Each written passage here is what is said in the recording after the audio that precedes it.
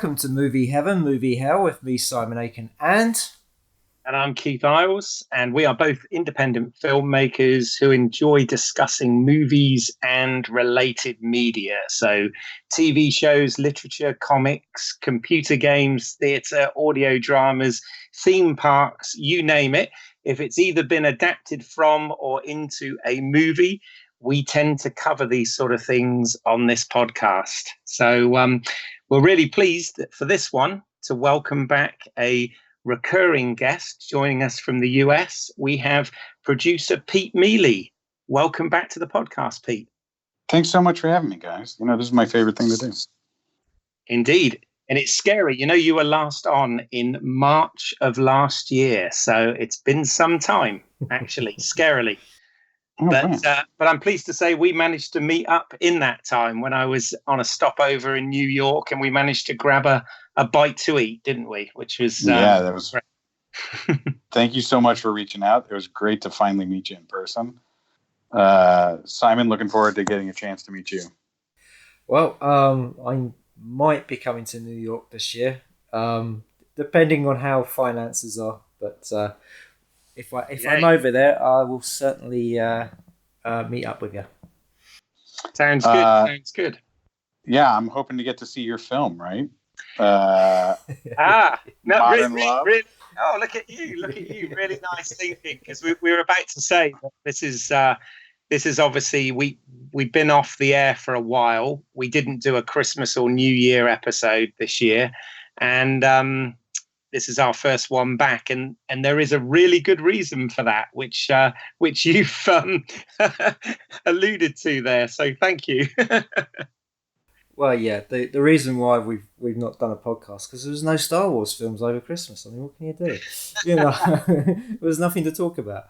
The real reason why we've sort of been off the airwaves is that I've been hard at work finishing Modern Love, and lots of things going on to get it finished, and it's all a little bit manic at the moment because we're trying to get it all done for the end of February, because I've got people for short periods of time, because a lot of them have given their time up for free or for very little money. So hard at work doing that, and we're sort of inching closer to the finishing line. So yeah, and Keith will be pleased to know that he doesn't have to do any more filming for me. Yay! No, I mean, it was I didn't mind at all. It's a lot of fun. It was just scheduling is always a problem with these things, isn't it? Yeah, and locations and all other kinds of stuff. So I'm looking forward to start showing it to people, and it's what can I say? It's I can't wait to show it to everybody. So yes, hopefully all will go well, and we'll start. I'll start getting it out there sort of from March onwards. Well done anyway. Thank you. Good stuff. Yeah, well, I watched the trailer on YouTube, and I'm really looking forward to seeing the rest of it. Oh, excellent. Yeah, it's been a long time in the making. 2011 was when we shot the first part. So wow, That's scary, isn't it? Wow, yeah. And I believe, in terms of good timing, I believe Steven Soderbergh has also got a project coming out called Modern Love this year as well. Oh, you're kidding! Oh no! I think so. I think I might have got the filmmaker wrong, but I'm pretty certain he's attached to something called Modern Love, which is going to be a TV series. Okay, that's fine. TV series is fine. I have this bad luck when it comes to film titles, because originally when we were making Blood and Roses, it was called There Will Be Blood. Oh yes, and then a certain Mr. P.T. Anderson. Yeah. For a short while, the script was known as There Will Be Blood, and yes, we got beaten to the punch. And when you're going up against a big film like that, you just have to change the title. It's no, oh no, we'll be the other. There'll be blood. Yeah, indeed. Oh well. So for today, we are here to discuss, as we usually do with Pete. There has been the launch of season 2 of Star Trek Discovery. Obviously, we had a few episodes last year about the first season, which I haven't had a chance to go back and review. So hopefully there won't be too much repetition here. By the time this podcast actually airs, there would have probably been at least the third episode screened, if not more.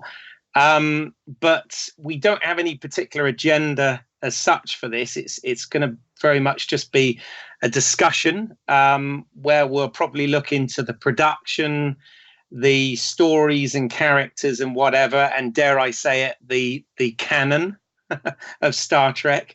But whatever, there will be spoilers involved in this. So if you haven't yet watched episodes 1 and 2 of Star Trek Discovery season 2, then you might want to hit pause, go do that, and come back and join us later. Although I'm sure most of you are already there. So yeah, there we go. And also, I mean, guys, I don't know, do we want to discuss Trek shorts or not bother with that?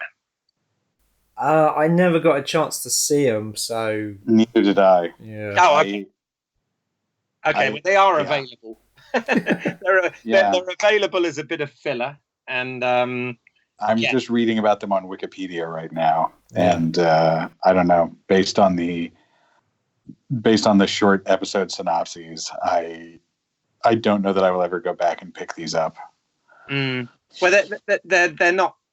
I've seen them, and they're certainly not essential to the plot in any way. There's one that's sort of a Tilly-centric episode. It is really like a compressed episode of Star Trek, very much, but it focuses around Tilly and a sort of little mini adventure she has on the Discovery. There's one that delves into Saru's backstory on his home planet and how he came to leave his planet to join Starfleet and how he met Captain Georgiou. There's one that takes place like 1,000 years in the future on the Discovery, which is kind of pretty much divorced from anything that we know, apart from the fact that it takes place on a deserted USS Discovery, which is interesting. It's probably the most interesting out of all of them. And then there's one that focuses on Harry Mudd,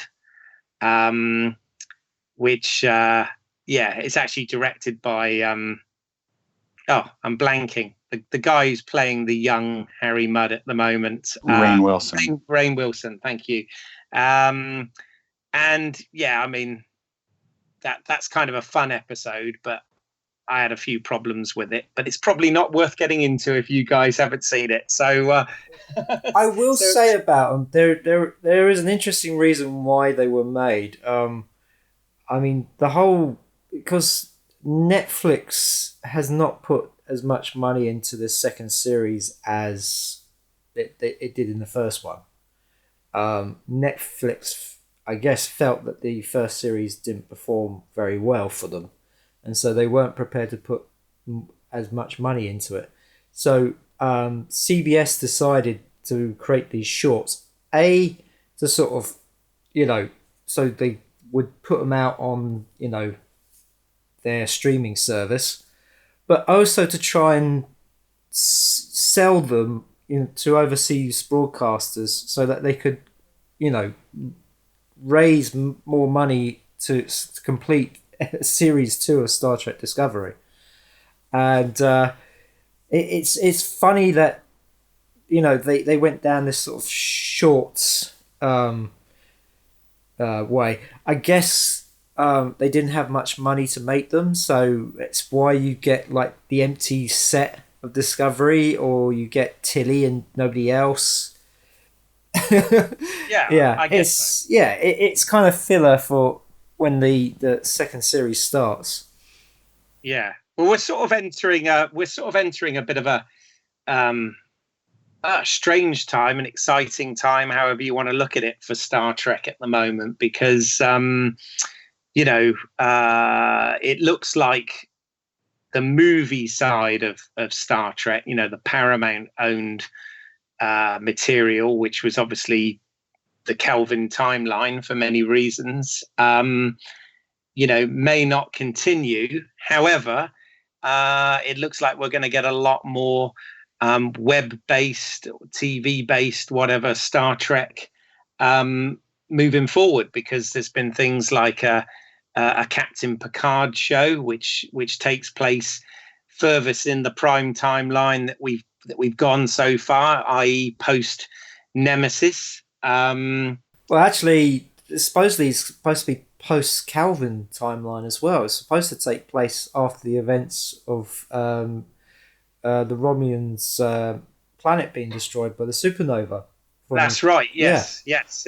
After Spock's, injected the red matter and all this into the supernova and the destruction of Romulus and all that sort of stuff. So, yeah, absolutely. So we've got that and various other shows in development as well. So it's depending on one's point of view, I guess that's either exciting or not so. I mean, I don't know. What do you think, Pete? I'm excited by it, just because I'm excited about any Star Trek. I think any Star Trek has the possibility to be good. I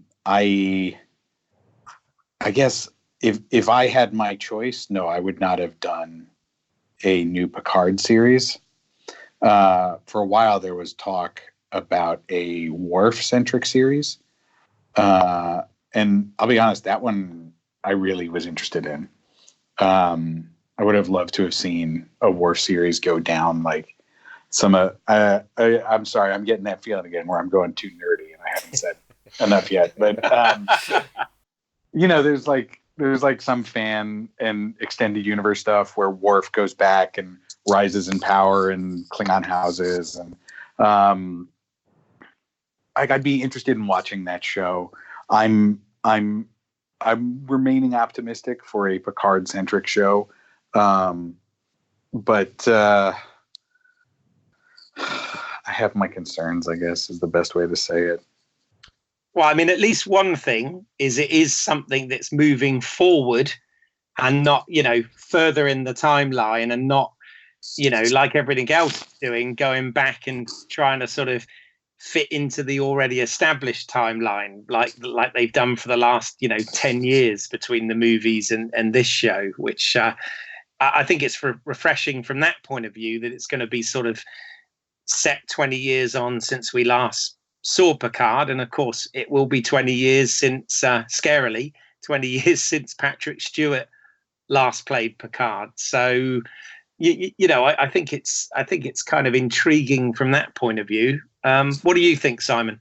I'm sort of reserving judgment on the Picard show because, I mean, yes, Captain Picard was the leader in Next Generation, but you had the rest of the crew. I mean, no Riker, no Deanna Troi, no Beverly Crusher, no Worf. I mean, no Wesley. No. That's certainly no Data. Or maybe it's B4 now. Yeah.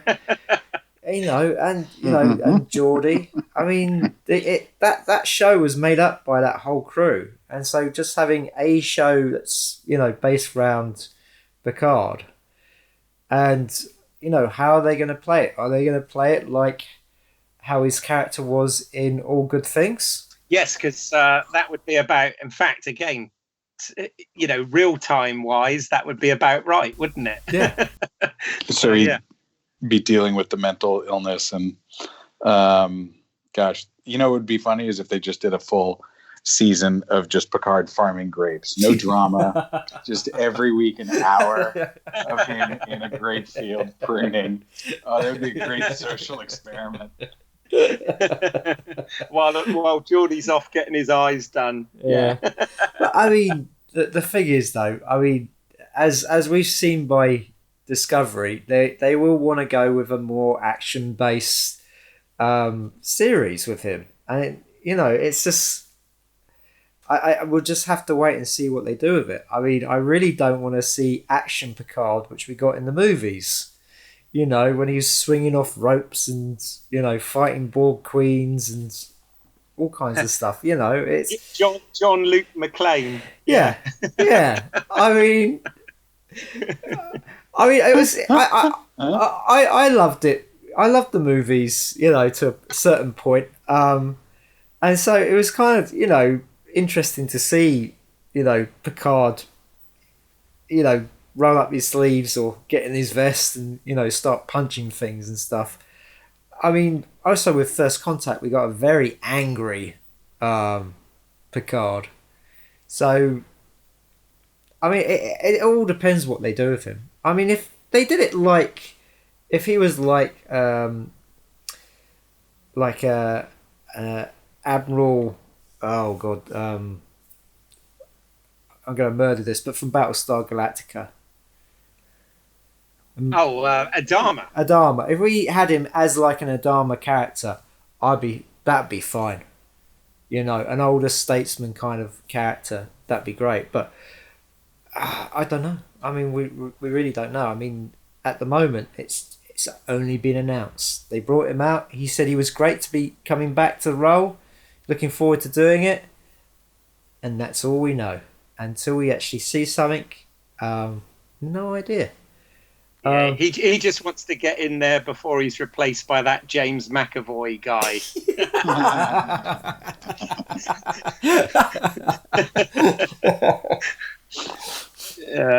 All right. Well, I suppose we better talk about Discovery then. Yeah. No, I just want to add, I am kind of sad to see the end of the Calvin timeline films. It's a shame. It's a real shame because I enjoyed 2 out of 3. Number 2.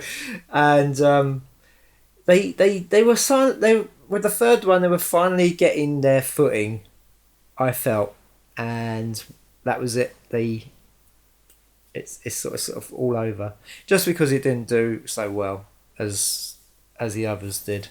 Yeah, I mean, we could literally do a whole podcast on this, but I mean, there are so many, not just creative reasons and financial reasons, but there are loads of legal reasons, bizarre legal reasons as to, why that can't continue, and it's all to do with rights and,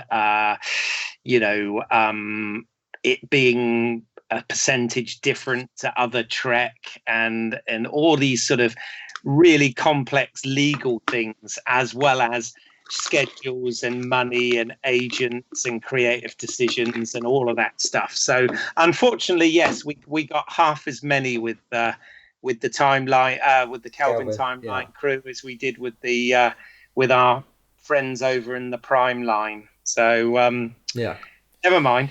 I will say, if people want to learn more about it, there's some very good videos on it from on YouTube from a channel called Midnight's Edge, and they really go in quite in depth about what's been happening with the films and the TV series and sort of all the sort of background goings on. So they go into it in much more detail than we could ever. This is true. So, Star Trek Discovery Season 2, Episode 1, Brother. We left Season 1, and I know we talked about this, where we were all both excited and scared of the fact that they, the Discovery at the end encounters a distress signal and come face to face with the USS Enterprise. And I know I was like, oh dear, are they really going to go there? And they kind of half went there, didn't they? Yeah. Yeah, they chickened out. Yes. Although I'm kind of, in some respects, pleased that they chickened out. But yeah, I don't know. It's kind of you know, they've definitely had a course correction here with the show, and I don't know. It's one of those shows that's kind of unique in Star Trek, in so much as, you know, throughout the television history of Star Trek, and the movies come to that. You know, it's gone through its various showrunners, but they all sort of had their, you know, obviously Roddenberry with the original series and the beginning of Next Gen, and then it became sort of Rick Berman's baby right the way sort of through to the end of Enterprise and all of the other shows. And then on the big screen, you know, it was very much a Harve Bennett, Nicholas Meyer kind of led series of films. And then, of course, you know, JJ and his team for the Kelvin stuff. But, you know, obviously in season 1 of this, we had the departure of Brian Fuller, who was developing the show in the first place. And then my understanding is, you know, partway through this season, there has indeed been another change in showrunners, and it's sort of all Alex Kurtzman's baby moving forward. So again, it's been a there's been a lot of politics and a lot of stuff going on with this production that previous Star Trek productions haven't suffered from in as severe way as this. Yeah, that's interesting. I didn't know. I guess I have not been reading up on this season. I know that I think last season, you know, it suffered somewhat from the like changes and tonal conflicts that were going on, right? That you could see in watching. That at times there were two different types of stories that were trying to come out. But I think in the end it was successful in telling a good story. So in the end, I think it worked. It's funny that you mention it, because now one of the things that I noticed was, you know, at the end of the first episode, there's the teaser that's like, what's to come in Star Trek Discovery season 2. Right? Did you guys get that on Netflix as well? I'm watching it on the CBS app. No. I don't think we did. No. Oh, that's too bad. There might be like a trailer on Netflix to show you what the whole season's going to be like. And I know I've seen the trailer. Did you see the thing that had like Giorgio as like a snake kind of in one shot? No.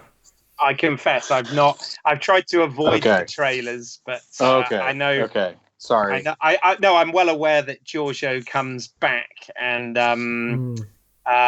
you know, and there's this whole. Well, we were almost going to do an episode, weren't we, about Section 31? Yeah. Which hey, we may still do that in the future, maybe. Yes. Yeah. Well, so I bring it up because the trailer that they are putting out is very action intrigue Star Trek. Right. And the first 2 episodes of season 2 are I keep likening them to do you guys get the show Supernatural? Yes we do. Yeah, this is like Star Trek Supernatural almost. Excuse my ignorance, even though I'm well aware of Supernatural, and obviously it's been a hugely long-running TV show, the pilot of which was directed by David Nutter, by the way. But I thought I'd throw that in there. But when you say a Supernatural-esque Star Trek What exactly are you meaning by that? Sorry. I mean that they're setting up this season, to me it seems like, or at least the immediate story arc, to revolve around the Red Angel character. We fired off the spoiler horns, right? Yeah. So it's like revolving around this Red Angel. They talk about they changed the Arthur C. Clarke law about magic to be about divinity or religion, which I disagree with in some sense. So it seems like there's this undertone of religion or the supernatural, where there is a deity-like entity that is impacting the universe as part of some higher plan, right? And that's where these 12, is it 12? I don't remember. The red signals are coming from. I think there's 7. I think they said 7, right. And of course we've got 14 episodes. So I'm guessing. Well, they've already visited 2, so 5 to go. 5 to go. But so it just strikes me like the production teasers are trumping up this, spy intrigue action drama, Section 31, right? And Vogue and the Klingons are coming back, and but the only thing we've gotten so far is the Red Angel is making changes in the universe to improve everyone's life, and Spock has been having nightmares about it since his childhood, which is, it seems to play up the supernatural aspects of the universe, versus sort of cloak and dagger spy Section 31 stuff. And I'm not against it, but it's reminiscent of those changes and those conflicting stories that were struggling against each other in season 1. I wonder if that's playing up again for season 2. Quite possibly. I mean, it's only speculation at the moment, because we know Section 31's coming into it, but we're not quite sure how they're going to play into it. If they're actually anything to do with the Red Angel, or it's just something completely different. Literally, like this week we're just going to go somewhere else and we'll forget about the what's going on in the main storyline. I know I've been watching Sabrina on Netflix, and I'd seen some reviews, and they had all complained about the fact that in the middle there was like Creature of the Week episodes where they went away from the main storyline. And I think the Section 31 storyline may be a case of that. It might be a case of this side mission of the week. We're just going to move away from the main story. Which would be really wild to me that's going to be what you promote literally in the teaser. Yeah, well, you got to promote all the action, man. That's what they're aiming for. It's that weird thing where it's like it's Star Trek, but it's not for Star Trek fans. It's for the general masses, because Star Trek fans, as big as they are, only make up a small percentage of the wider, viewing public, and especially because they want people to sign up for CBS Access. They're sort of casting their net wide, and so with the trailers and everything, it's all like, it's all going to be about the action. Because I know that the differences between episode 1 and episode 2 were quite noticeable. I mean, episode 1, you got the, action, thrilling, fast moving, and then the second episode, New Eden, you got more of a kind of a classic Star Trek episode. Oh, definitely. They've been down to a planet, and they have to sort of, the first directive, though they don't call it the first directive. No, it's not Prime Directive. It's General Order 1, which is, to be fair, in keeping with the original series, actually. So that does make sense. Oh, okay. Yeah. And and so there's some sort of there's a moral to the story, and but there is that thing about faith. Faith, yeah. Yeah, I mean, when you brought that up, I was like, oh, that's kind of interesting, because it was very, I saw the second episode, called New Eden, as just being more like a sort of traditional Star Trek episode, something that we may have saw in like Next Generation, but then the whole sort of, Christopher Pike sort of being very much in step with the religion of the planet, which seemed to be a combination of lots of religions apart from science. But yet you had the one character who still believed in science and was still playing with technology, sort of under the radar from everybody else, who had sort of embraced, I guess, a more sort of rural life, and just believing in these different religions, and believing in the Red Angel. No, absolutely. I mean, I totally agree. I feel that the second episode, New Eden, was probably the most like a traditional Star Trek episode, whether it be original series, Next Gen or Voyager or whatever, than anything Discovery's done so far, definitely. But before we sort of jump ahead to that, let's just stay with Brother a little bit, and Okay. And just like I mean, obviously a lot happens in this episode. Yes. Mm-hmm. I mean, let's start literally with the beginning. So we have this flashback. Well, we have a voiceover of Michael Burnham talking about the African story about the girl that throws throws up the stars, and it kind of feeds into the whole these red objects, this map of the stars with these red objects that we've got, and she then of encodes course the mystery of the universe. Indeed, the stars in the story. Indeed. Yeah, indeed, yeah. Absolutely, and then very subtle. Yeah, very well. Yeah, and then of course we get this, our first flashback, which is the day that Sarek and Amanda welcome a young Michael Burnham into their home, and Spock gives her a different kind of Vulcan hello, doesn't he? I mean, I don't know what. How do you guys?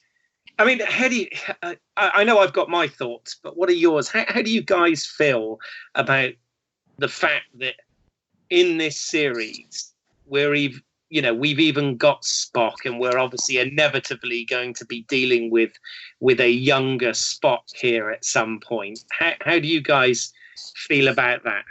I have mixed feelings on it.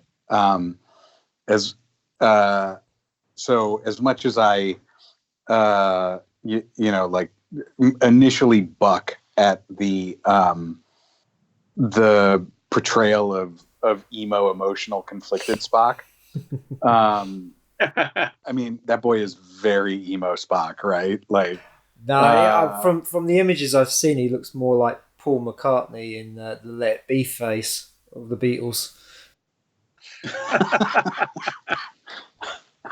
I guess, yeah. I was going with the austere haircut and just the like skulking frown, and just like all the shots are him just sort of standing in a corner watching. Yeah. And what we've seen so far, but just from the images of older Spock. Yeah, older Spock. Yeah, which is nepotism on a whole nother level now, because this is Gregory Peck's grandson, right? Who'll be playing Spock. So it's like, oh my god, it used to be the son of or the sibling of, but the grandson of now. It's like, oh my god, we're getting old. Yeah. But he I don't know. So what I was saying was that I would like to. My initial reactions are always like, ugh. But then the more I think about it, the more sort of in line the tortured psyche of a half human, half Vulcan resonates for me. Right, like it makes sense to me, and I. This morning I kept thinking about that the episode from the original series where Nurse Chapel is like, oh, Spock's sick, and tries to bring him soup, and he throws it after her out into the hallway. And do you remember that one? Do you know what I'm talking about? Have I made this up in my mind? I think so. I must admit, it's been a while since I've seen the original series. Okay, but I just was playing that scene over and over in my head, and then thinking it and being like, yeah, like I can understand that the character development of having this person who was half human, half Vulcan, and all of the conflicting and raging emotions that involved made sense to me. That I can see how the character is supposed to progress, and it makes logical sense to me. And so, we've only had very minor exposure to it, but so my initial hesitation, I think, is warming over and relaxing. Well, I mean, I remember what I was saying last time. I was like, you knew they were going to bring these out. You just hoped that they wouldn't. That we knew these, characters were out there, but they wouldn't be part of this story. And it does feel like, well, we've got to get the viewers back. People didn't quite enjoy the last one, and so we're making it more Trek. I know I was saying that they're aiming this at the masses, but they are also still trying to get those things that people know. So everybody's heard of Spock. Everybody knows who Mr. Spock is. So we'll get Spock back in, and how quickly he'll come into it and how long he'll be in it for, I don't know. I find it kind of interesting that we learn that he hasn't gone on some sort of mission. He's not sort of out there currently, waiting to be picked up somewhere along the way. That he is actually in a mental institute, and he's sanctioned himself, because of these nightmares he's having. So I found that kind of interesting, because usually with a character like that, they would be out there searching for what the source is, and and then Discovery would come across him. He'll either be in a shuttle that's been crippled, or he's crashed into a planet and he's saving, and they turn up there. We're getting a Federation beacon. Let's beam down there. Oh, Mr. Spock. That's how I kind of saw it from the trailers. So I find it kind of interesting that they'll probably at some point have to kind of convince him to unsanction himself, to kind of make him, say you're not insane, or you're not a danger to other people. I mean, we don't know the reasons why he's decided to take this action, apart from the fact that he's been having these nightmares since he was a kid.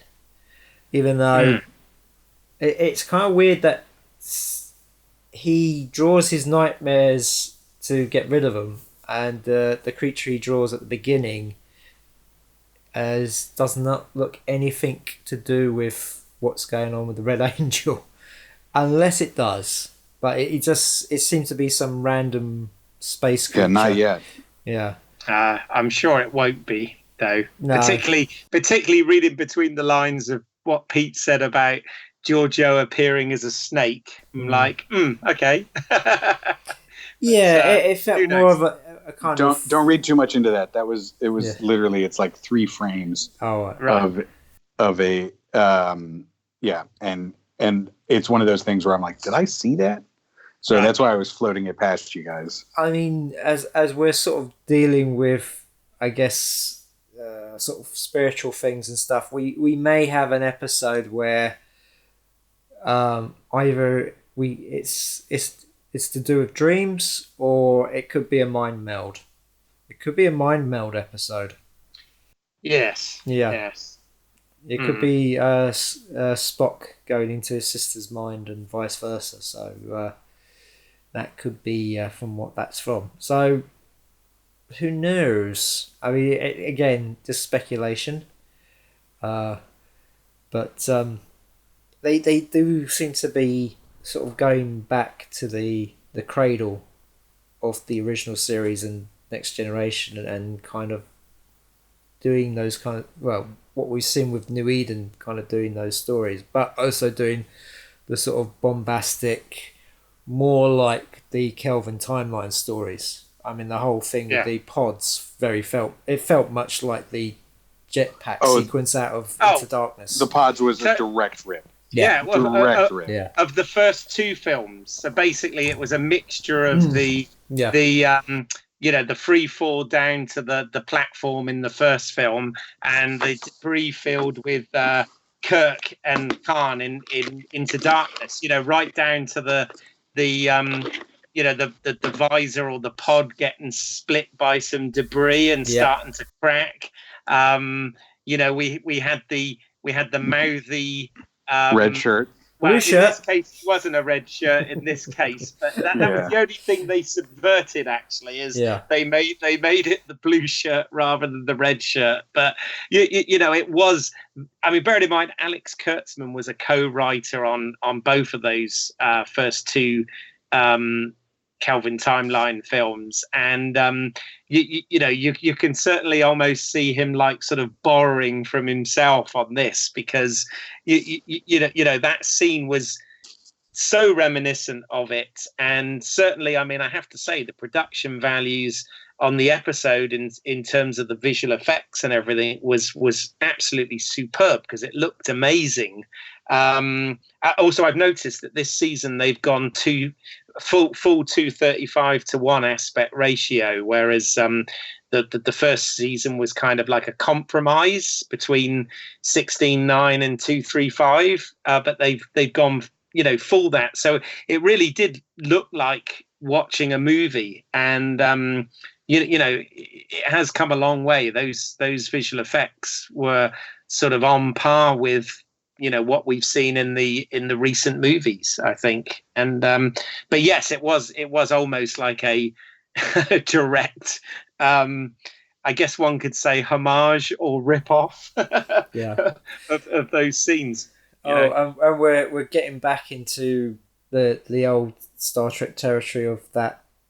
Budget wise, not every episode can be big bombastic, so we're gonna have the quieter shows like we did with New Eden.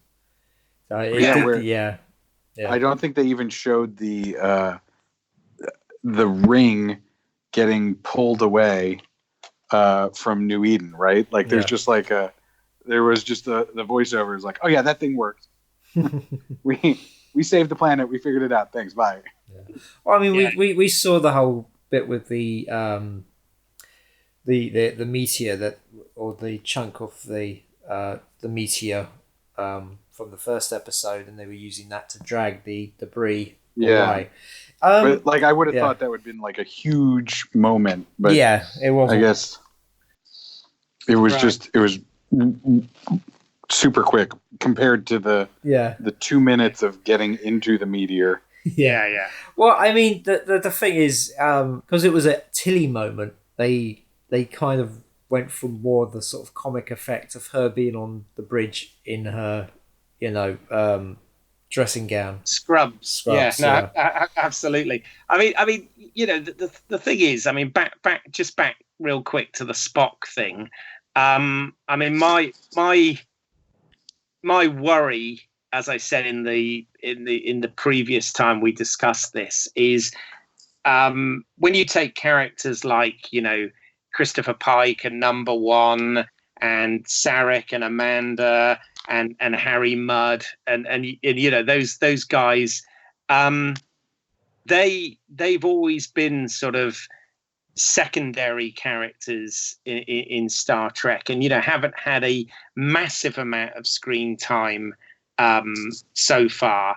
But the thing is, obviously, as you pointed out, Spock is the most iconic character in the whole of Star Trek, and obviously there is still a lot about his backstory that we don't know, because obviously, as Spock pointed out in Star Trek V, he does not often talk about the past. Yeah. I am slightly worried because, of course, this, I thought Zachary Quinto in the films he was a dead ringer for sort of a young Nimoy, and he knocked it out of the park, really. And essentially, in terms of the actual year, even though we're in a different alternate reality, a different timeline, we are on the same sort of date as the first Star Trek reboot movie takes place. So, having another actor already, well, I say already, it's been a decade, I suppose, but already filling those Nimoy shoes is always a tad worrying, but I'm willing to sort of give it the benefit of the doubt and see how it goes, I guess. But I do sometimes wish, as I've said before, that they just explore the new characters that they've got and sort of stop this harkening back to the to the previously established characters. Can I just sort of say about that point? I mean, you just summing up everything that's wrong with films at the moment and TV is that they no faith in anything new. They gotta keep going back to the world. They gotta keep going back to things that people know because they think that will get people to come see it. And it's going to get a point. There's going to become such a saturation point with this stuff that people will not want to know, because it's. I mean, how much? I mean, we love Spock, and we've seen him in so much of Star Trek, but to sort of redo it and kind of give him some form of to delve into his backstory, we don't need that. But they're doing it because they need the viewership. It's that whole thing. It's like, well, when's Spock going to be on there? Where's the what point is he going to come into it? When's Spock coming into it? And it's going to bring people to watch the show because they'll be like, oh, when's Spock going to be on it? But I mean, I don't know. They might do a good job with Spock. They might not. That's the danger. But I mean, as you said, I would have really liked to learn more about these other characters, and we're now, we're sort of getting more into the original Trek. I mean, I think so far I'm quite happy with the actor playing Christopher Pike, and I'm quite happy with how he is, in the show. Because Christopher Pike, again, was a character who in the original series, appeared in the pilot and then appeared in the pilot reformed as a two-parter in the original series. So, you got double Christopher Pike there. So that's somebody who you can develop, and that was one of the good things they did with the Kelvin timeline in the first film. The whole stuff with Christopher Pike was great, and the fact that he didn't die at the end of that one, spoilers if you've not seen it, was for me was quite a revelation, because we all knew that something horrible happened to him, or he went back to the planet where in the episode The Cage took place. But then when they killed him off into darkness, I was just like, oh, that was stupid. But I'm looking forward. I think the actor playing him, he's doing a really good job. His character seems to be more of a Star Trek character. Is more of a captain we're used to seeing, and I think it's I'm interested to see where they go with it. I mean,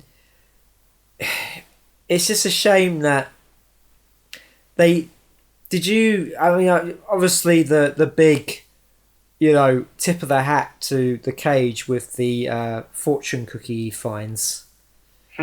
Yes. Talking about, I can't remember what the quote was, but a cage was mentioned in it, and it's like, well, you kind of you are rebooting the timeline. We know you're doing it. We know you got a series with Kirk and Spock. You're getting it ready to go. You got the Enterprise. You got the model for it now. You've got a potential Spock. You just need to find somebody to play Kirk. Bones. You can see what CBS is kind of doing. They're setting the groundwork to reboot the original series, because they get a lot of mileage out of it, but hey, we want to get those new fans. We want it to look like the rest of like Discovery and stuff. And in some ways, seeing the Enterprise on screen, I wanted to see more of it. I must admit, I was like, when they flew away from it, it was like, no, please, I'd like to see the new Enterprise. But yeah, we got to see Spock's quarters, but that was about it, really, wasn't it? Which incidentally, I thought had a lot of influence from the quarters of his that we see in Star Trek II: Wrath of Khan. Yeah, lots of nods to all the sort of iconic things we know about Spock, including the 3D chessboard. Yeah.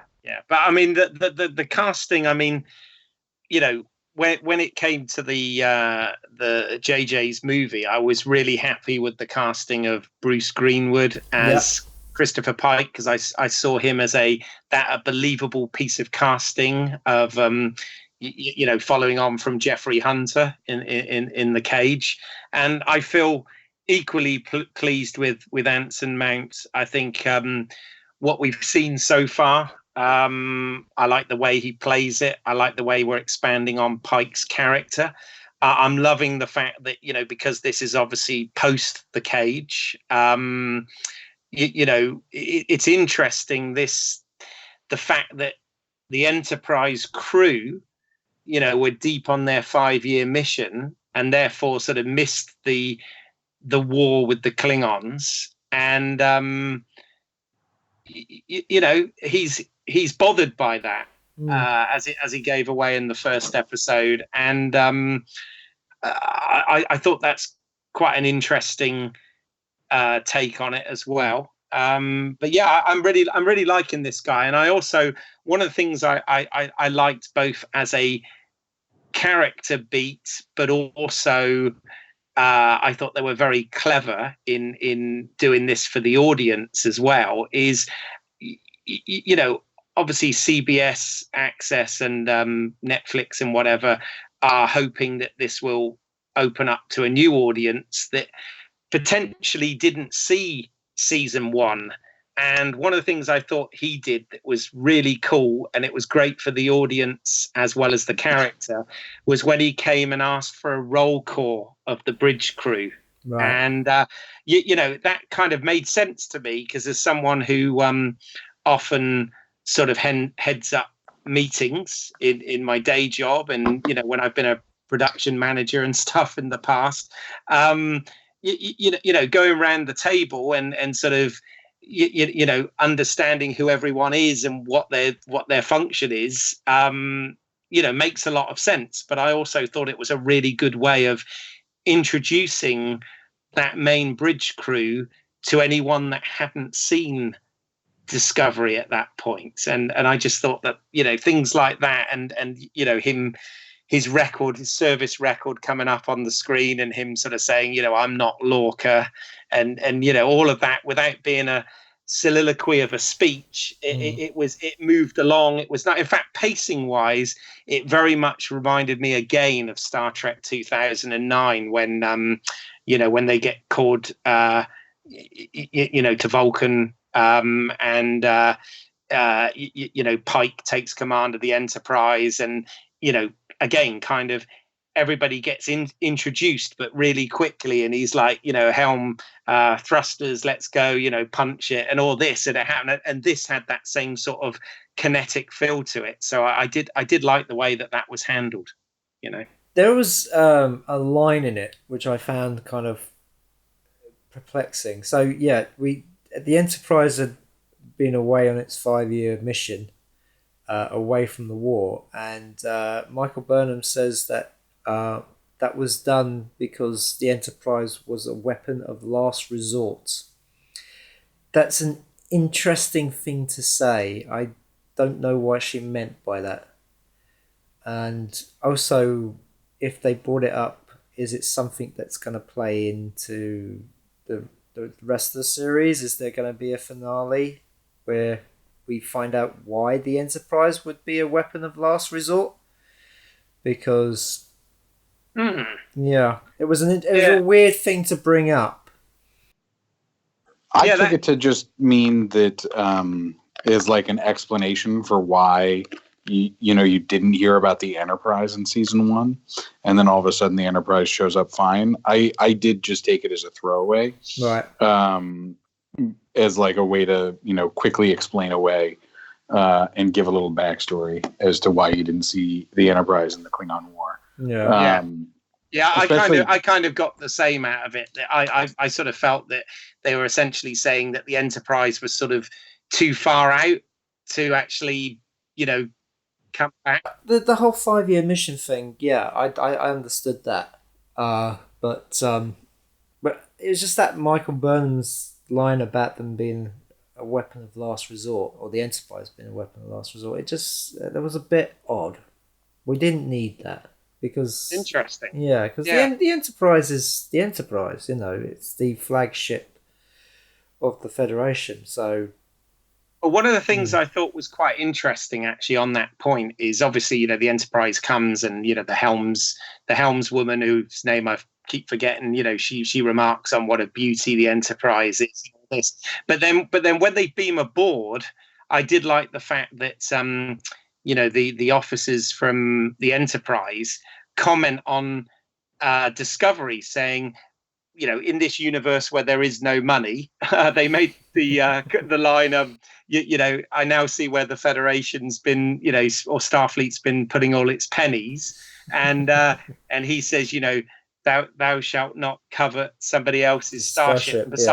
Besides, we got the new uniforms, which was good. But it just goes to show you that obviously the Enterprise has already been on a 5-year mission and has been sort of in service for over a decade at this point, and that Discovery is a brand new ship and is a science vessel, and is designed for a different purpose, and I did kind of, from a sort of geeky fan point of view, I like the fact that they threw that in there as a sort of differentiator, if you like. They're ships that are designed for different purposes, and I thought that was good. What do we think, whilst on that subject? How did everybody feel about the in inverted commas classic uniforms making a brief appearance in this episode? I thought it was the smart thing to do. And sure, they updated the collars a little bit, right, to give it a different, so it's not the same thing. But I did notice that he quickly reverts to the Discovery uniform. Pike does, right? And yes. I don't know. I wasn't opposed to the Star Trek uniforms. It's one of those things like Klingon makeup, that in every episode, every iteration of Star Trek has to put its own spin on, and I just accept it with a grain of salt.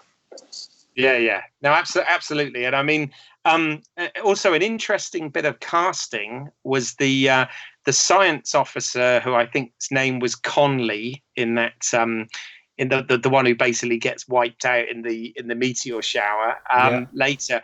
But there is an officer in the cage, because I did actually watch the cage before watching this, which is what a nerd I am. But and there's a scene where his officers report into him on the bridge, and there is another science officer with Spock, wearing a blue tunic, and casting wise looks very much like that guy, actually. So, one could say that maybe that's the same character potentially. I don't know. But I did I don't know whether that was an intentional detail, but if it was, I salute them for that, because, I like my continuity, and, that just seemed to make sense. So, Yeah, though they did use him as a gag for totally. for when they beamed aboard, and you get the close up of the ear. We're all expecting it to be pointy.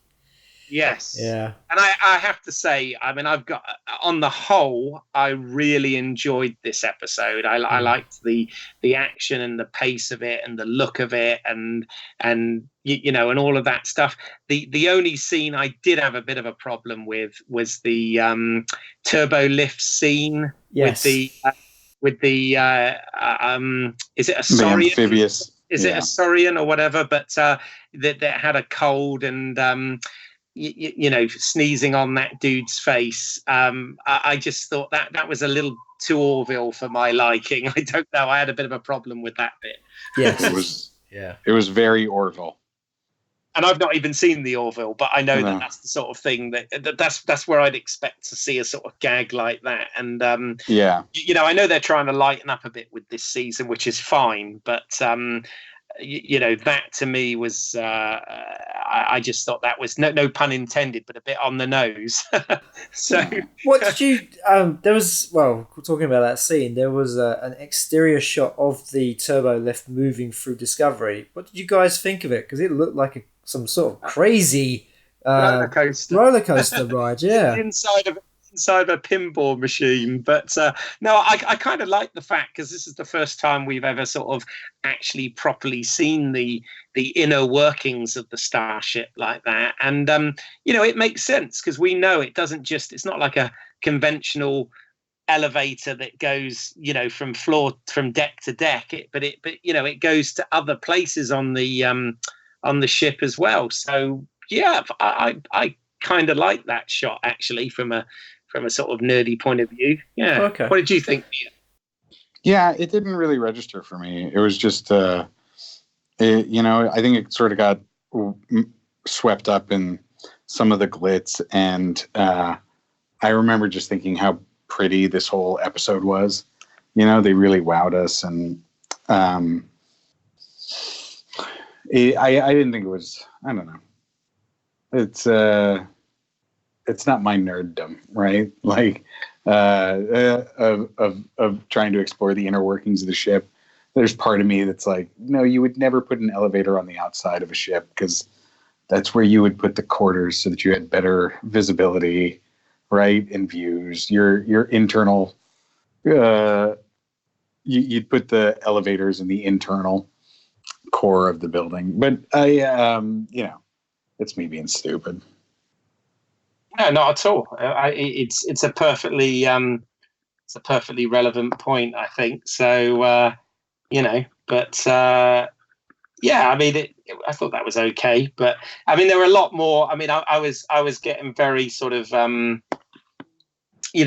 into the. I was really pleased to have Pike in this, actually, and I was kind of really enjoying that aspect of it. I know we've obviously got number 1 to come as well at some point, which will be interesting how they sort of bring that character into it. And again, I have no problem with that, because we've seen very little of that character so far. So we've got a vague idea what she looks like and what her function is on the ship, but other than that, we know very little about her. And I'm kind of think, well, they've got a great actress coming to play her, so I think bring it on as far as that stuff. I've got more time for that sort of thing than I have reintroducing major characters. That's the bit that I'm more wary of, if you know what I mean.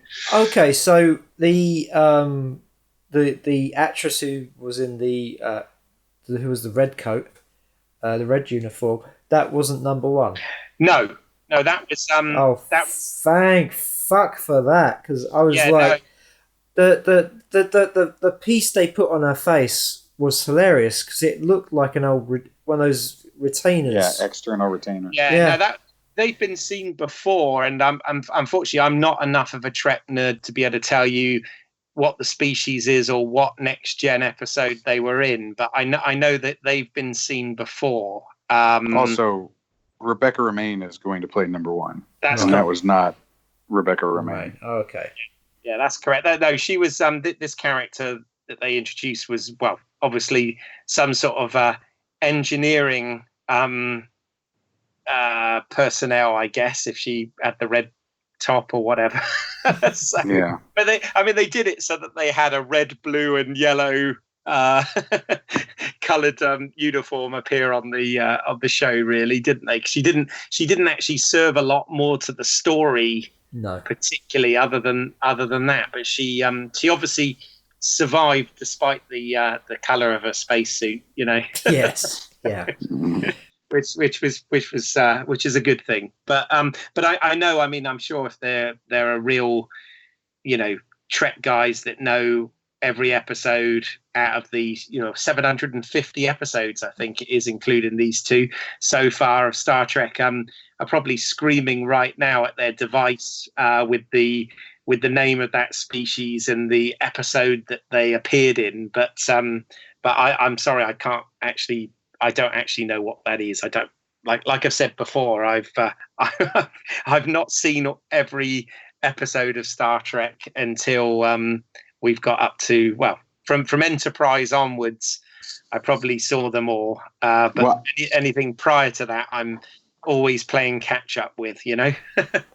That's all right. I've seen every episode of Trek at least once, and I could not tell you what the species name is. Right. Okay. Good. Right. That makes me feel slightly better then. So, okay, and then of course we need to. So obviously Pike comes on board. You know, we establish the mission of that episode. You know, where they have to go, and we get there, and you know, essentially they're on a rescue mission with lots of obstacles in the way, which I thought was good. One of the things I did notice, which I'm sure is an Alex Kurtzman Easter egg in there, and I particularly enjoyed this one because it's a non-Trek Easter egg. But the registry number of the medical ship or whatever it was that they were going to rescue was actually 815, which of course is actually a Lost reference, because that's the flight number, you know, of the airline in Lost, which Kurtzman was of course involved in, and JJ obviously, who did the movies, was involved in, and I like that because I actually have that as an Easter egg in my film Driven Insane. So I got a little kick out of that one, but I doubt whether many people noticed it. No, not particularly. No, I think a lot of people are trying to forget Lost. Well, there you go. But yeah, that's a whole nother podcast for sure. So you know, they get down to they get onto the rescue mission. A lot of action in that. How do we feel about that? And of course, we're introduced to another character at this point, which I'm assuming we're going to see again. But I don't know. But you know, Pete, you know a little bit about the backstory of this particular actress, right? Yeah, Tig Notaro is a stand-up comedian. I was thrilled when she came on the screen because I've seen her stand-up. I think she's hilarious. And she also had a Amazon Prime series, I think somewhat loosely autobiographical. I first heard of her because she did a set that's become legendary after receiving a breast cancer diagnosis. And so she did this comedy set immediately after that has become the stuff of legend and in comedy circles. And I've heard about it, but I never saw it. But then they did a documentary about her and that set. And I watched the documentary and I love her. I think she's hilarious. So I was really happy to see her in this episode, and I kept looking for her in Brother, but I hope we get a lot more of her. Well, yeah, because they were kind of setting up that Discovery's engineer was going to leave, and they were looking for a replacement. And she felt like she was perfect for the job. I mean, the fact that she can keep all her crew members alive, yet not being a doctor. So I'd like to see more of her tell truth. She was, that brief moment she was on screen, she was, she came across very strongly. And, you could see her like being kind of like a Dr. McCoy kind of character. Yeah. I mean, this was a little bit like kind of, there's always the joke about the Next Generation season 1 didn't really have a chief engineer as such. It had kind of chief engineer of the week, as it were, until they promoted Geordie from being the blind navigator to the chief engineer.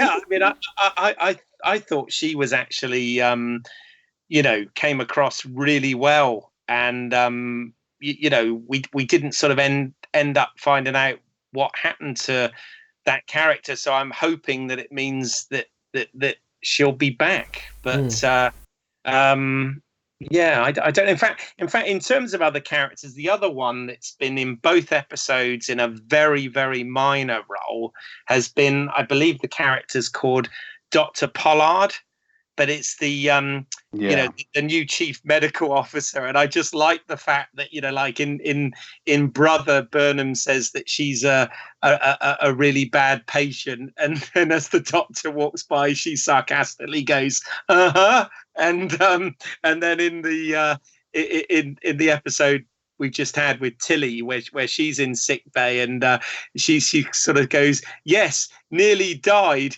You," it's quite sort of, she's almost got that sort of abrupt Dr. McCoy esque kind of feel. So I don't know whether that's a character that will get sort of more fleshed out as the show goes on, or not. Quite possibly, but I think that brings up another point.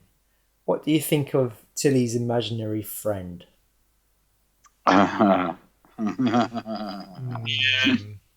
Well, that goes to the supernatural. Yes. Well, here's the thing. I mean, okay, as we sort of move forward, I suppose, into the second episode, it was funny because, on many respects, as you've already pointed out, and rightly so,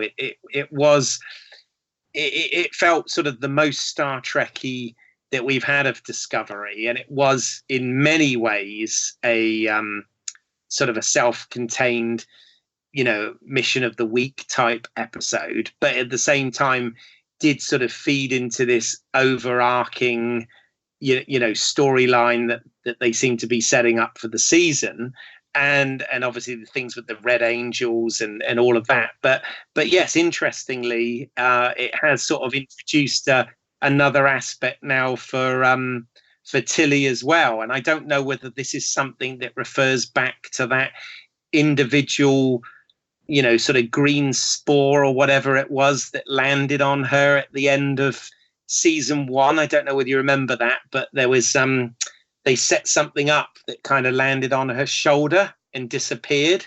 And I don't know whether, this to do with the mycelial network and whatever. I don't know whether this has anything to do with that. I don't think it has anything to do with that, but it's kind of interesting that you said Red Angels, because everybody else has been referring to it as Red Angel, as a singular. Oh, yeah, sorry. But it might have been just a slip of the tongue, but would it not be kind of interesting if it was more than one? I mean, there's 7 points of light, and so far, what seems to happen is that the Discovery goes to where one of these points of light is, and they have to, you know, either rescue somebody or avert a disaster. And I don't know if that's going to be the pattern for every one that they're going to visit, but it quite easily could be. Yeah, good. Quite easily. Quite easy. I'll tell you one thing. One thing again, I can nitpick. Overall, I enjoyed both of these episodes. I've enjoyed them a lot. But one of the things with New Eden that I did sort of slightly roll my eyes at while I was watching it is the spore drive suddenly going to become a plot device to get them out of or into all sorts of shit? Yes. Because I did kind of think to myself when they were like, oh, that planet's so many light years away, and it'll take us 200 years to get there, and I won't see my unborn children's children in the time it'll take. And they're like, oh no, that's not a problem. We got a spore drive. It's like we can break out the spore drive. Run to it, Mr. Stamets. And I was just kind of like, I did roll my eyes slightly because I'm like, okay, I know they've established this, and we know that it works, and we know that Stamets can act as an interface and all this sort of stuff. But I did sort of think to myself, oh my God, I hope it's not going to be, every time there's some design. I mean, this felt like a genuine old Trek episode, right down to the fact that it was filled with techno babble about converting the deflector dish and creating a magnetic array and all of this usual stuff that we are used to from Next Gen and all that sort of thing. But I did sort of think to myself, oh fuck, I really hope that this because the way they kind of concluded last season was almost like, well, never again. The spore drive's classified, and this is why Voyager couldn't use it to get home, and all this sort of shit. They kind of put the lid on it, and now all of a sudden, 2 episodes in, here they are using it again. And I did like the way that Pike went, whoa, and Saru goes, you never forget your first. Well, but the thing is, not only did they use it to travel there, but they also used it as part of the plan to, avert the disaster that was going to happen. I'm like you. I thought, well, that'd be it. And as soon as they went, oh, it's really far away, I was like, oh, spore drive. And also the fact that they're now trying to work on a way that they don't have to put Stannis into the chair anymore. I mean, the meteorite. Yeah, because Tilly was working on the dark matter. So obviously they're going to come up with a way of being able to use it without a human counterpart. But we shall wait and see, shan't we? It might just be something that they just drop and we don't ever see again. It was particularly ridiculous in the US, I think, because I don't know. I'm guessing again that you guys didn't get this, but they did a like what happened last season on Star Trek Discovery. Yeah, we got that. We got that. Oh, you got that? Yeah. Because they in that thing they go, they have Stamets saying one last time, right? And so it's like 10 minutes between Stamets saying one last time and then being like, yep, let's go. And Stamets is like, I'm in board, right? Like nothing to it. Yeah. I mean, it's I don't know. I mean, again, being massively nitpicky, but I think this is something that you brought up last season, Simon, that I'm seeing more and more is much as I really like the Michael Burnham character, and I love Sonequa Martin Green's portrayal of her and all this. I think it's great, but at the same time, you've mentioned about the whole sort of Mary Sue phenomenon, and she does seem to literally have an answer for everything. I know. I need it. I was just like when she came up with the it did feel very much like that. I mean, the fact that Christopher Pike sort of knocks her down, and she like gets back and says, "Well, no, I'm going to give you the the answer to this question." And also, nobody on this crew would. It's like, oh fuck it, why don't you just make her the captain? She's perfect. She's great. I mean, when they got into the pods and they're going through, it's like she'll be fine. She'll probably have to rescue somebody, but she'll be fine. And yeah, I mean, I'm not saying that as a character she hasn't been through it in the first no, season. She but definitely went through the ringer and all that. So I'm not saying that she hasn't earned anything. But I mean, that was kind of interesting. But now that she's been redeemed, and her sort of past has sort of been just like a footnote or something to bring up as a bit of a dig. It's this whole thing where she doesn't do any wrong. I mean, at least with like Picard or Cisco, they all made mistakes, and they always had people around them to talk to. I mean, it is really weird when you think that, as much as Christopher Pike's the captain, he doesn't really seem to be the captain of his own ship.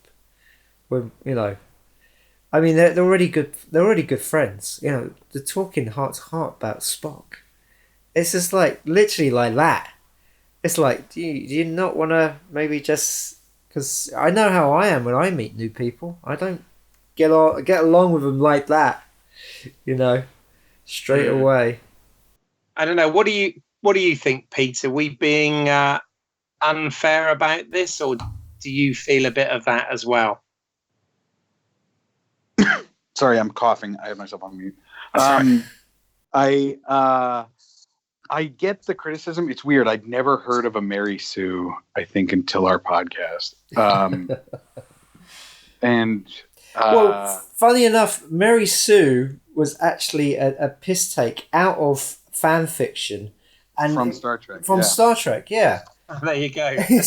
Because these fans would write themselves, as part of the crew, and they would be best friends with Kirk, and they'd be telling Spock about his logic being wrong, and totally perfect. I mean, Mary Sue. I mean, this is something that's come out of like the new Star Wars trilogy from The Force Awakens, but Mary Sue was a joke.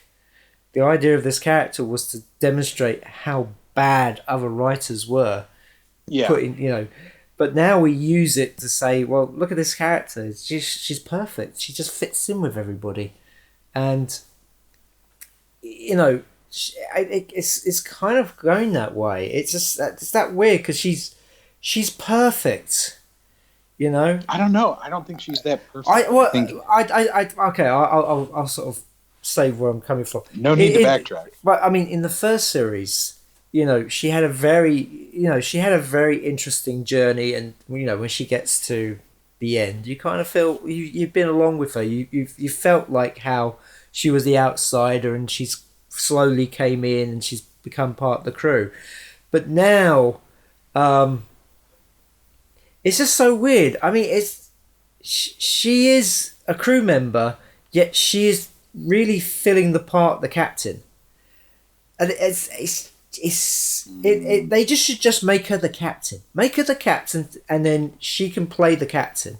Because it's kind of weird to have this character who's the science officer, who's making most of the decisions, or coming up with the plans, when before we're used to, it being the captain. And so far the captain is not going, no, actually, that's not a good idea. Or it's, it's that's that weird thing because of her position on the crew. It feels very much like she should be the captain, or it's so weird because she's incredibly likable. I mean, I really like the character, and as I said, I like the performance as well. But there are just a few bits, like I think in Brother, Tilly comes up with some sort of semi-viable plan, and And Burnham sort of turns around straight away and says, "Oh, no, that ain't going to work. But if you do techno-babble,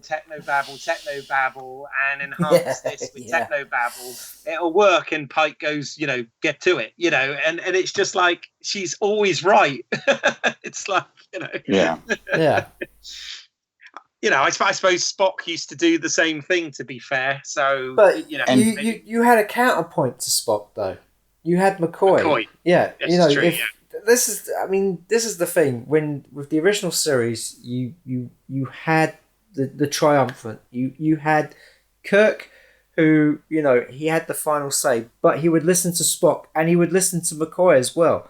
Spock was the head and McCoy was the heart. Yeah, but do you think that's what they're trying to do? Although maybe not completely successfully, but do you think that's what they're trying to do with Saru in this show?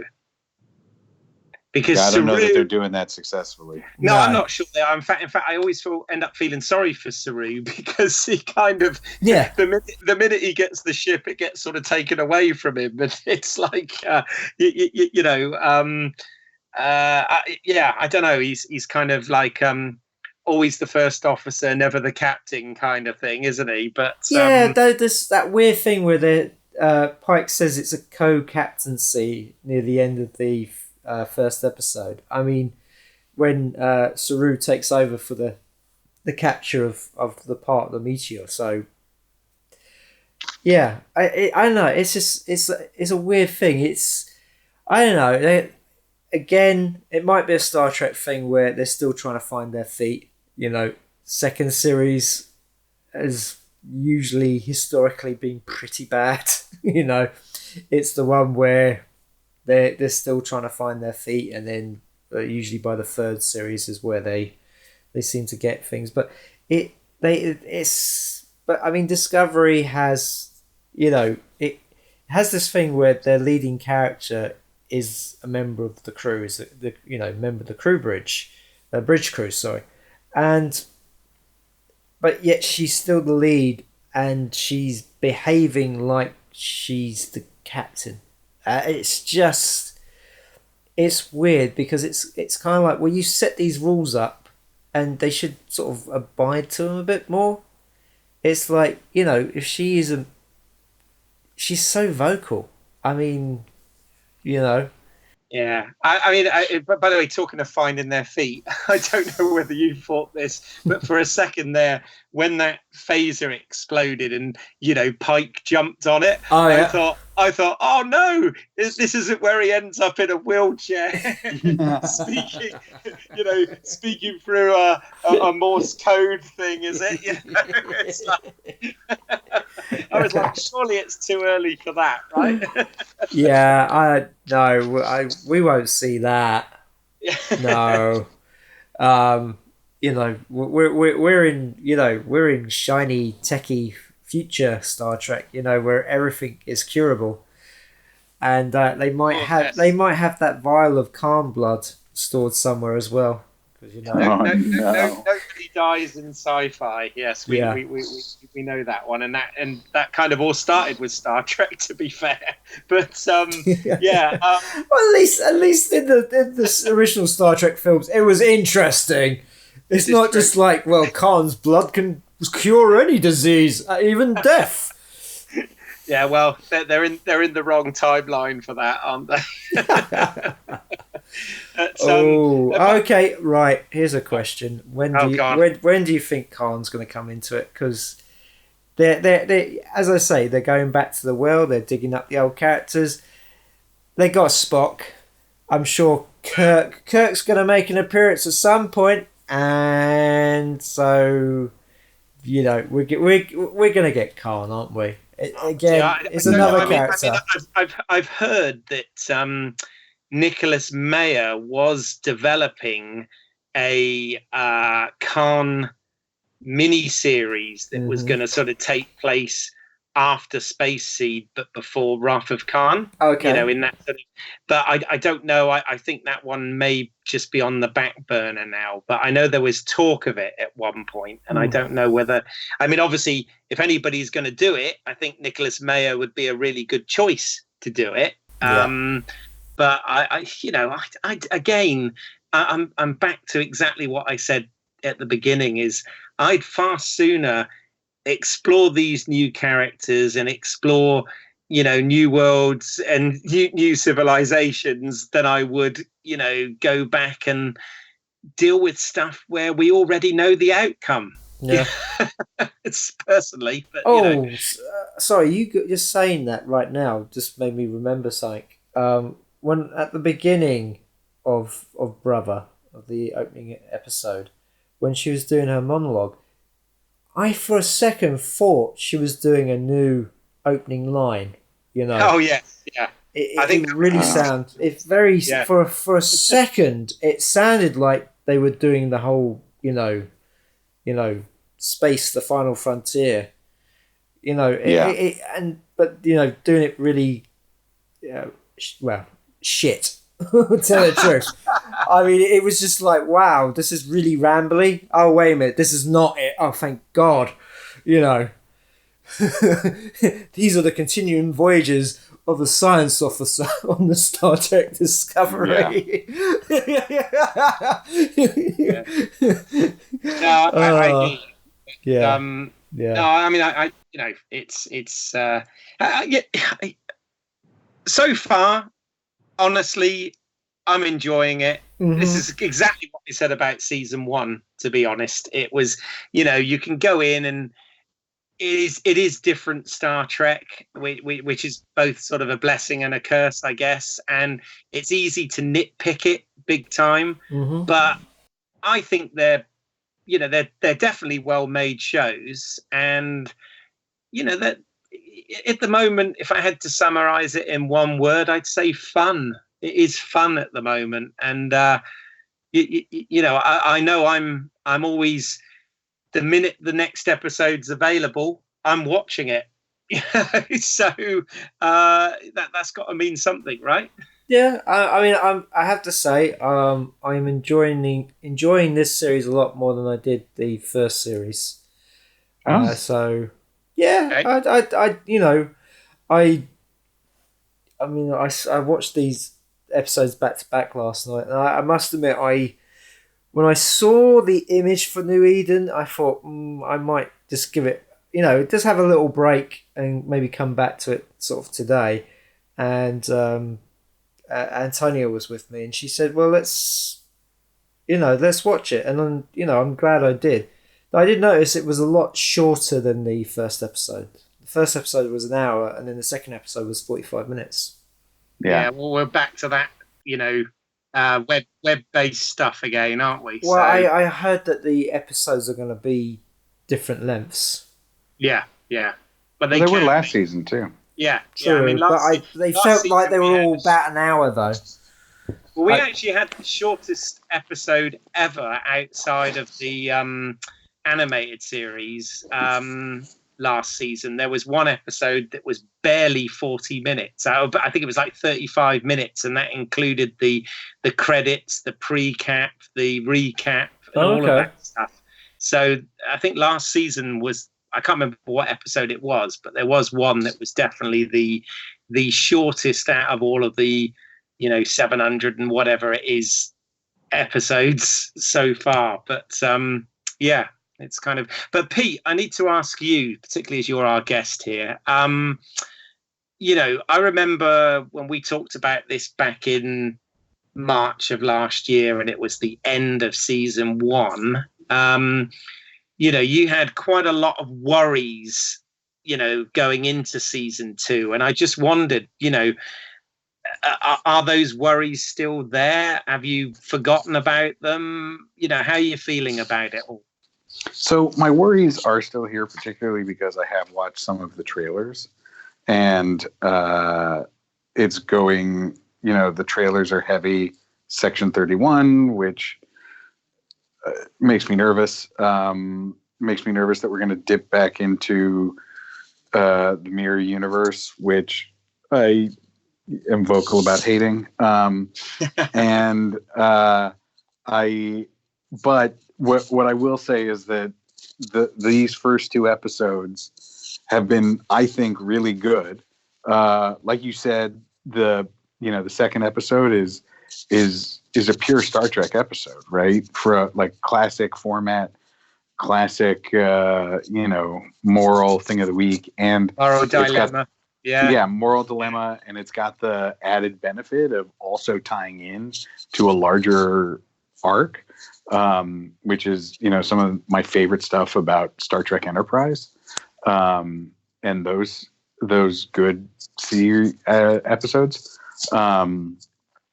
So I do have worries, but what I remember from the end of last season was that I really liked the season, and even though I was nervous at different times, I just had to put my faith in the writers of Discovery and listen to the story that they were telling. And at the end of the day, I think they told a good story.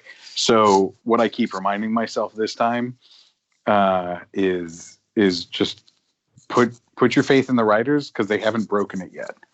Right? Like, they haven't let me down yet. Sure, there have been things that I disagree with.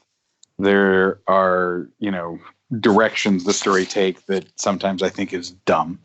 But overall, I'm letting them create their art, and I'm enjoying it, which should be, the goal, right? What it's all about. Absolutely. Should be experiencing someone else's vision and creativity, and getting some sort of enjoyment out of that. So I think that's what I was able to do with season 1, and that's what I was able to do with these first 2 episodes. So I don't want to apply too much of my own fears. Yeah. And what about? I mean, I'm almost scared to mention the word, but I know we, as well as talking about production and stuff of the shows, we talked a lot last time about canon, and I just wondered. I mean, I've kind of got my thing now, how I deal with it all in my head, but I just wondered, before I go into that, whether or not what you guys think about the continuity, if you like. I did find myself, as I thought back on season 1 this week, thinking like, man, how did we wrap our heads around the continuity of season 1? Like, how are we okay with that? Because it seems really weird. And I couldn't remember how we did it. And so now I'm a little bit afraid to go back to season 1 and wrap my head around the continuity.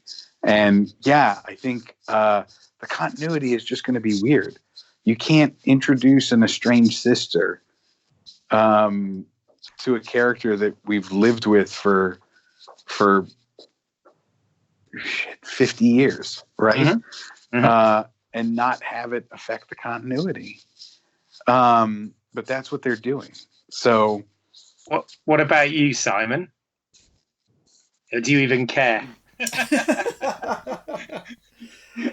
Well, as I say, if we're talking continuity from series to series,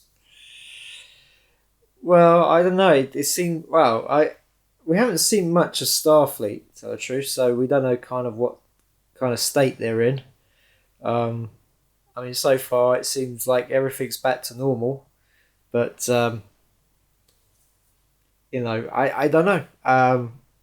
Maybe we'll see more of what's happened to the Federation since the Klingon War.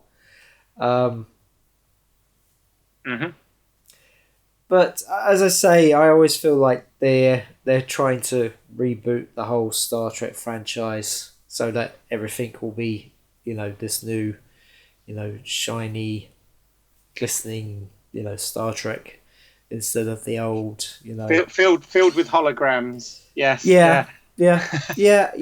It's they're making Star Trek for a new generation.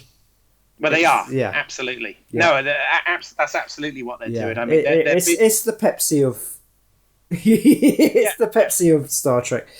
No, I mean, they're basically the showrunners and the filmmakers now are actually our generation that are making it for, you know, the millennials today. I mean, that's essentially what it is. And you know, and I obviously get the production reasons and the technology reasons and, you know, all of that stuff as to why, you know, it's different, and I enjoy that and I accept it and I embrace it.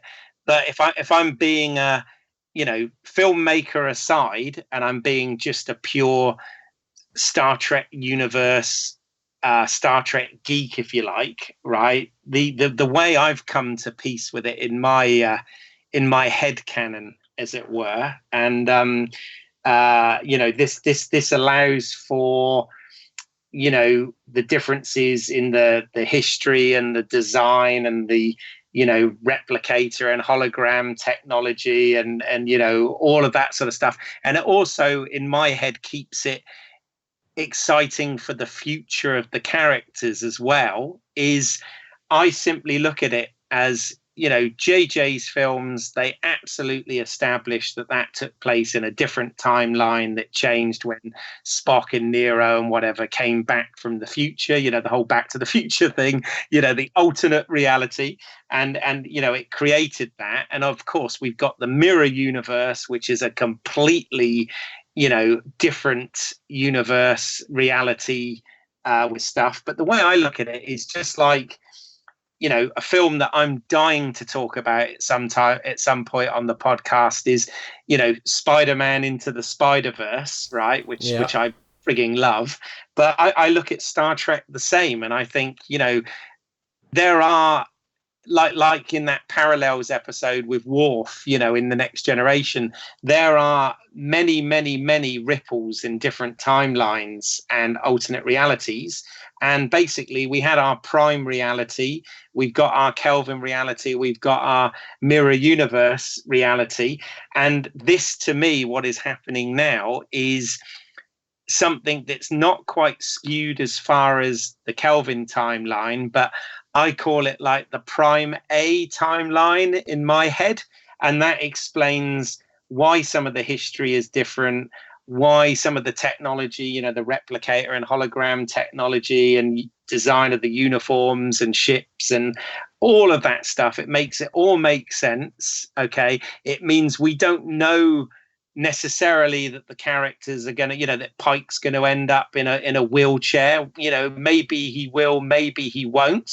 And in those other timelines, maybe Sarek adopted a human child that grew up with Spock, but then maybe they didn't in those other timelines. You know, maybe in the Kelvin timeline that didn't happen. Maybe in the original series prime timeline that didn't happen. And, you know, Pike would have indeed had his mission from the cage, but maybe it was slightly different this time. And by doing that, you know, I then stop worrying about all the continuity and just get down to enjoying the storytelling. And, you know, for my 2 cents, that's how I deal with it, guys. So I've given you that one. There you go. Easy. Just think of it as a different timeline and it's fine. Yeah. Oh yeah. I mean, I think that's how most people see it. I mean, it's, you know, classic Trek has its own look. You know, Next Generation led on from that, as well as the films. This is just, as I say, they're just doing it new. I mean, it's a shame that they came out and said it's, you know, the prime timeline, it's the original timeline. But I think, again, this goes down to legals, because I don't think they could, because of the Paramount movie thing, they couldn't set this in the Kelvin timeline. No, anyway. I know that. But I think if they just said that and said, well, you know, this is, again, they're doing that thing where they're going for the fans, but they're also, you know, throwing out the wide net as well. If they just said, this is a new timeline. This is going to be our new Trek. But instead they said, no, this is the prime timeline. This is, this is what happens before Kirk and Spock. So, from that reasoning, or then just things Kirk now. well, things will go down.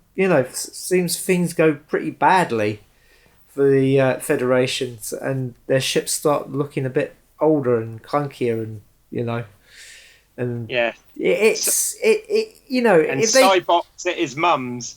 yeah, it's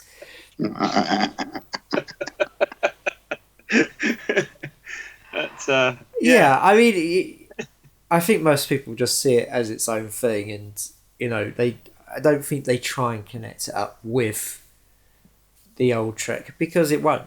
It's just there's no way. I don't.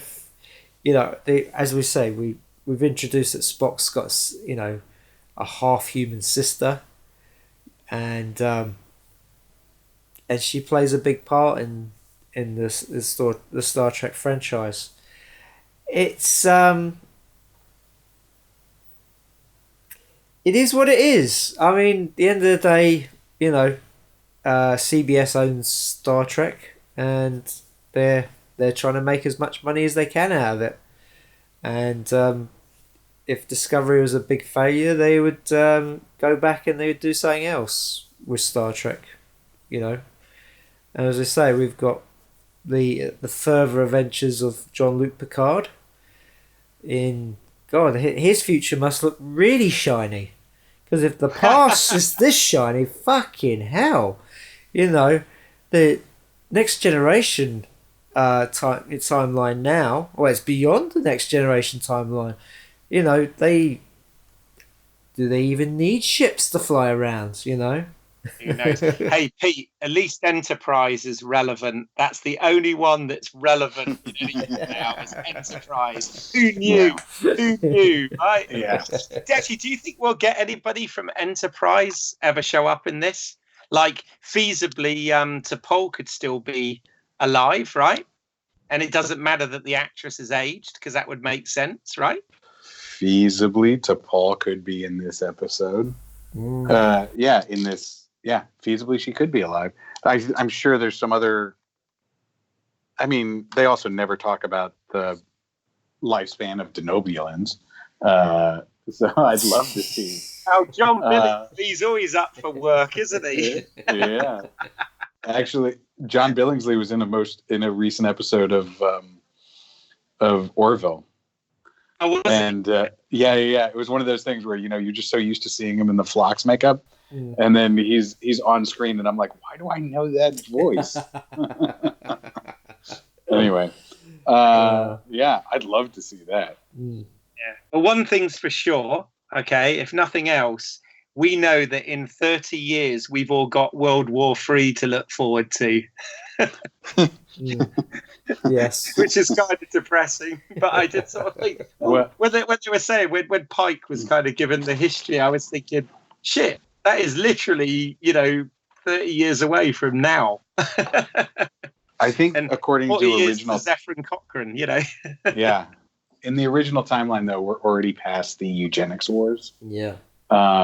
So it's all out of the all messed up. Because I think the eugenics wars that spawned Khan happened in the 1990s. That's right. And Voyager went back to the 1990s at one point, and there was no mention of it, was there? But then again, there was no mention of the fact they could have got home in 3 seconds if they'd had a spore drive. Yeah, they just have to find a space tardigrade. Yeah. Yeah. No, who knows? There you go. Well, I don't know. Anything... I mean, obviously, by the time this airs, there would have been, another episode out. What are we looking forward to this moving forward then, or are we just taking it week by week? Are we liking the fact that we can't binge on this and it's week by week? How do you feel? I like it. I binged something else this weekend that I've been meaning to watch, and And honestly, now I can't even remember what it was, but I remember thinking like, my plan for the weekend was to binge it. I succeeded in the plan, and now I'm, 10 hours of my life are gone, and I can't even remember the name of the show. Yeah. It was Sharp Objects on HBO. Oh my God. Yeah. Which is I've seen it. It's kind of slow moving, isn't it? Yeah. Yeah. But, it took me 2 minutes of thinking of the show to remember what it was. Anyway, but I like getting to savor Star Trek. I like getting to look forward to Thursdays, Yeah. I kind of wish they hadn't released Lost in Space in one go, because I did watch the whole series like in a day or a couple of days or something, and I do honestly find with my recall, I don't know what it is, but if I think I've mentioned this before actually, but when I watch something week to week like Better Call Saul or Star Trek Discovery or whatever it is, I look forward to it, but I also seem to retain it better than if I just watch a series in one go. I don't know whether that's just the way my brain is wired, because I grew up on having to watch things week to week, or what. But I do actually kind of enjoy it more that way. I like that, getting to the end of the episode and thinking, oh, okay, I'm looking forward to tuning in next week. And I guess that's a bit of an old school way of looking at stuff, but I think there's still a place for it like that, Yeah, I mean, I prefer. I must admit, I enjoy binge watching. I mean, I don't get to do it as much of late, but currently in the middle of watching The Handmaid's Tale, which is depressing. Which is that one gets really under your skin. But still kind of watching it and seeing what happens in the first series, and got the second series to go after that. I don't know. I mean, the thing is, I agree. It's sometimes nice to sort of look forward to shows, but when it's a show where there's a through line and each story is connected, I do find it. I prefer watching them back to back. I mean, maybe not everything in one day, but if you've watched a really good episode and you want to know what happens next, then you've got that option. Oh yeah, no, absolutely. But I don't know. I just think that I guess this is the world we live in now. There's so much stuff, and we're all so impatient, to get instant gratification. And it's like the fact that they have to have a movie of a franchise every bloody year rather than a gap of 2 or 3 years between them. And it's that supply and demand thing, and it's like you said, it's casting this net wider all the time. And whoever knew that there'd be too much content, whoever knew that would be a problem. Well, yeah, I mean that's probably is the bigger problem, is the fact that there are so many shows now. I mean, and so much stuff gets repeated. I mean, I hardly watch TV now because when I flick on, it's always the same shows on. But yet online, streaming wise, there's tons, and I'm still I've still not finished series that I've been watching, and sort of jump around. You've got several series on the go. Mm-hmm. When before it's you'd maybe be like 2 or 3 series that you'd be watching religiously every week. Now there's so many. Not to mention all the movies and all the podcasts and all the things we want to talk about. There's so much. But there you go. Yeah, my podcast commitment has definitely ballooned in terms of things that I'm committed to listening to. And yeah, it's rough to keep up. Yeah. Yeah. It's definitely a first world problem.